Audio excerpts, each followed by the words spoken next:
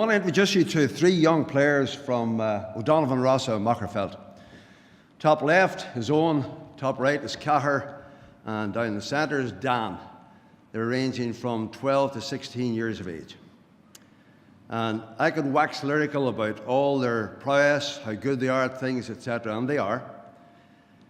But this is about change, and this is about trying to bring about some sort of change in a different way.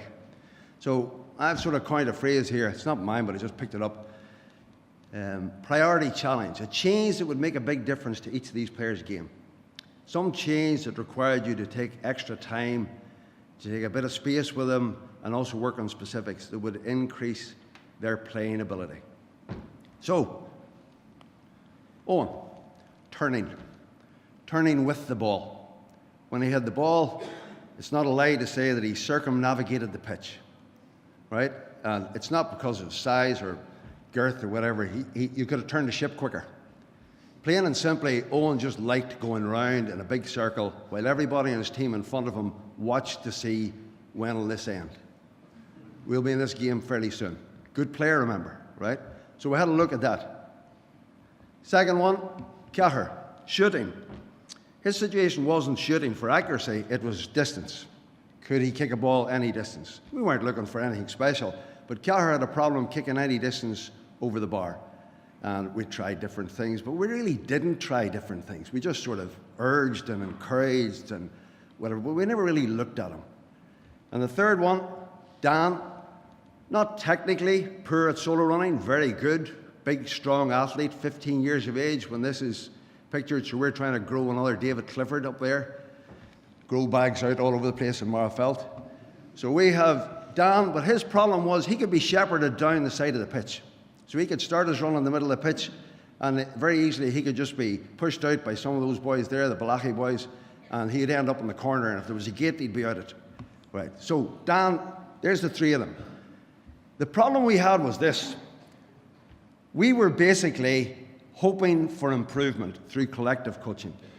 So we were running our drills and our games, and we're urging them and encouraging them, cajoling them, maybe putting conditions on them, etc., but it wasn't really changing. Nothing was changing. They still wanted their circles, still short on the kick, still shepherded out to the side of the pitch with the solo running. Now I'll introduce you to three other players.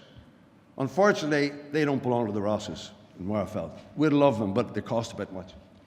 So up on the top left, you have Stephen, or Steph, as he probably likes to be known.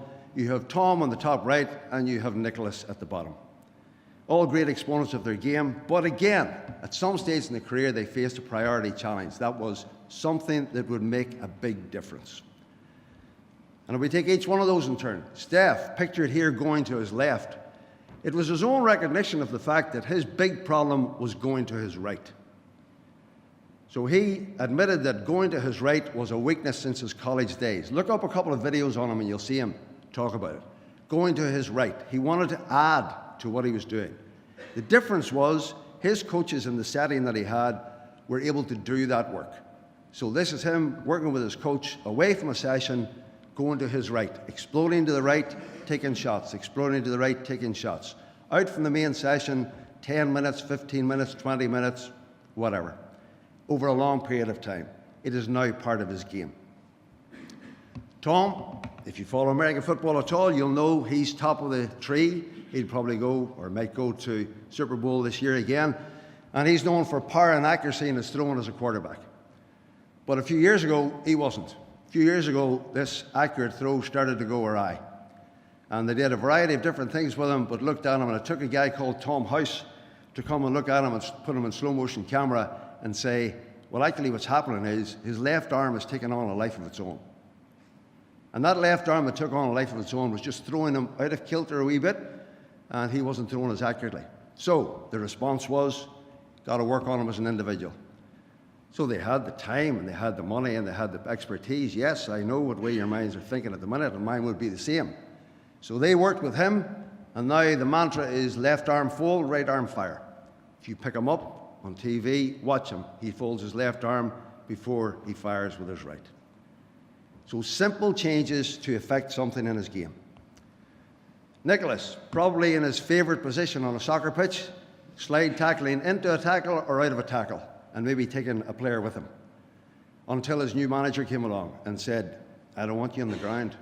You're out of the match. You're out of the game for a second or two. You're also a risk. So we need you on your feet. And we're going to let you not go to ground as much as possible. We need you on your feet. And in training sessions, maybe not individually, because you can't do that without a wee small-sided game, he assigned Mikel Arteta to look after Nicholas in terms of making sure he stayed on his feet. So much was the success with this that you ended up that Nicholas is quite a good exponent at developing the next play, and he has improved his attacking game from that position. The difference in these three players, if you look at the same way we've set it up here, is that the coaches weren't hoping for improvement through collective coaching, through drills and the likes of that. Yes, they were doing it, and yes, players will improve during that. Lots of our players have improved that way. But in this case, they were driving improvement through individual coaching. Individual coaching. Now, if you haven't turned to somebody at this minute and said to them, or thought in your own mind, is this man mad? Because he's comparing professional sport with underage football in South Derry. Well, then he probably is mad. Because that might be going through your mind. We're talking professionals. So they've got the facilities, they've got the people, they've got everybody with them, they've got the time, whatever. All the stuff we don't have. But then again, if you took that mindset, we took strength and conditioning from professional sport. We also took diet and hydration, and we've modified it to suit ourselves. And more recently, we've taken player tracking and video analysis from professional sport, and we've done our own thing with that. My question is, why not this? The big thing for me in why not this is the next title. Individual coaching increases worth. It increases the worth, yes, you can do it, increases the worth of the player, it increases the worth of the player to the team, but it increases self-worth. Self-worth. No player, when they're taken out and helped through something to improve, will still feel 2 feet tall. They'll be 10 feet tall. I know it, I've seen it, I've worked with it. They just get 10 feet tall. You have taken time with them. You have made space to work with them. You've worked on specifics. Nobody else has done that before. They have urged them, but they haven't done it. The best example of a diagram I can have in this is Newton's cradle, taken from physics. But you can look at this at two levels. The morph type figure there is the coach. And the coach in this situation is taking an element of that player's game out, working on it over a period of time, putting it back in together again, and the rhythm of that player's game increases. It gets better. Other things fall into place. Confidence improves. They feel different. You could also look at it from this point of view. You could say, well, what's happening there is quite simply, that's the whole player coming out as the red one, and when you put him back or her back into the team, that's when the team works better together. So that's the premise I worked from when I started work with these players.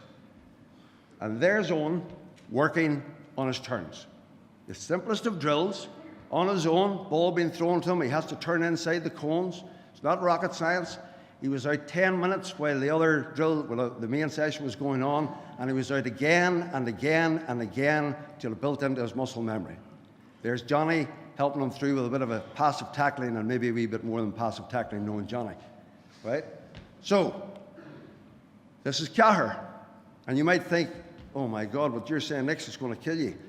We put him on video, 12 or 13-year-old, slow motion camera, using the thing called the huddle technique.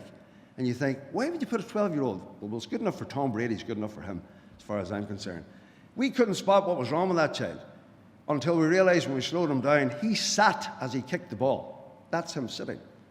So if you can tell Kerr, listen, we've spotted what you're doing, and stand him up on his feet, and Kerr becomes that, sure, he's 10 feet tall, literally.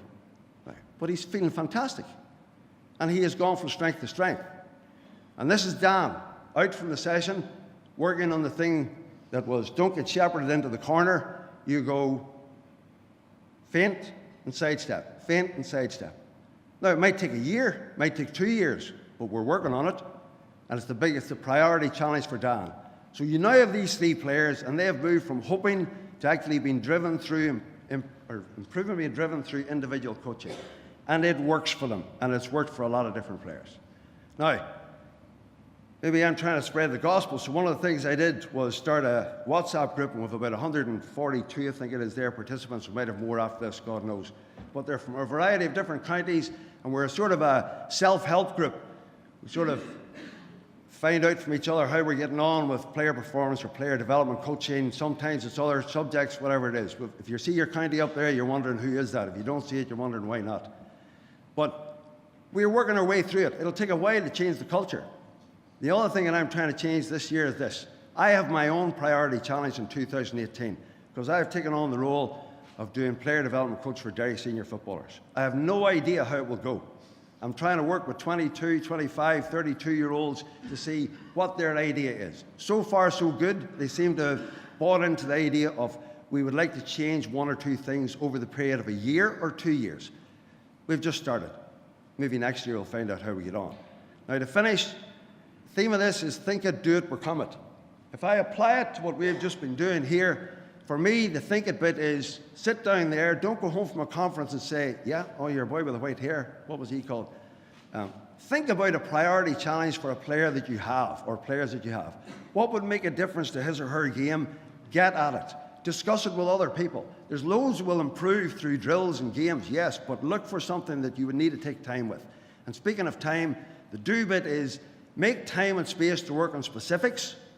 Be prepared for a long haul. Could take you a year or two. Don't look for the tablet that's going to sort them out straight away. It won't happen. And the other thing is, think about being a player development coach. And that's not a big fancy title. That simply means don't be the person who's taking the drills with two others. Step away from that. Offer your services to improve individual players, and they'll get more out of the game, and they'll give more to the game. Thank you.